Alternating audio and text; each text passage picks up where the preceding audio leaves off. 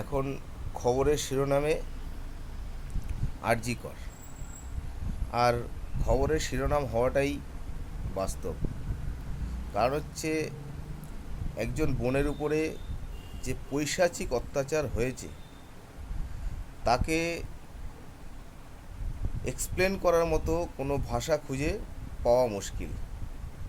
তবে যারা এই জঘন্য ঘৃণ্য কাজগুলো করে তাদের কোনো জাত হয় না, তাদের কোনো ধর্ম হয় না, তারা এক কথায় পিশাচ। মানব সভ্যতায় সবচেয়ে বড় যে শাস্তি, সেই শাস্তি এদের হওয়া উচিত।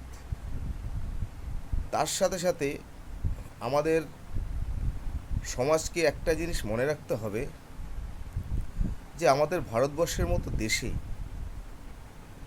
কোটি কোটি মানুষ যারা আর্থিকভাবে পিছিয়ে রয়েছে বা আর্থিকভাবে পিছিয়ে নেই, অনেক মানুষ যারা সরকারি স্বাস্থ্য পরিষেবার উপরে নির্ভরশীল। ডাক্তার হচ্ছে, বলা হয় ভগবানের পরের স্থান হচ্ছে ডাক্তারের। তারা আমাদের অক্লান্ত পরিশ্রম করে আমাদেরকে সুস্থ রেখেছেন, আমাদের প্রাণ বাঁচিয়ে রেখেছেন, অস্বীকার করার জায়গা নেই। কিন্তু আমার একটাই আবেদন সকলের কাছে, যে আমরা একজনকে হারিয়েছি। আমাদের এই ব্যথা ভোলার নয় বা এই ব্যথা মোছার নয়, কিন্তু এই যে সরকারি স্বাস্থ্য পরিষেবা যেন কোনো মতেই ব্যাহত না হয়, সমাজের সকল স্তরের মানুষের কাছে আমার এই ক্ষুদ্র আবেদন।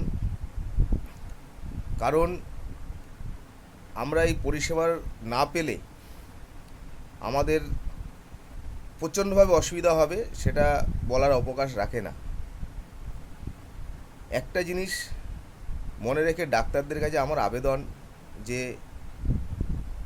এই পরিষেবা না পাওয়ার জন্য, স্বাস্থ্য পরিষেবা না পাওয়ার জন্য আগামী দিনে যেন কোনো মা বাবাকে সন্তান না হারাতে হয়, কোনো স্বামীকে তার স্ত্রীকে না হারাতে হয়, কোনো স্ত্রীকে তার স্বামীকে না হারাতে হয়,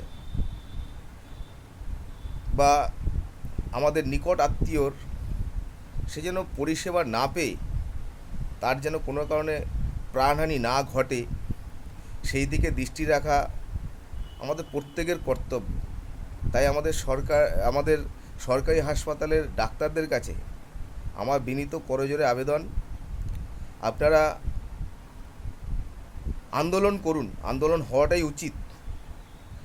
আমরা সবাই আপনাদের আন্দোলনের পক্ষে, কিন্তু সরকারি পরিষেবা যেন কোনো কারণে ব্যাহত না হয়। ধন্যবাদ।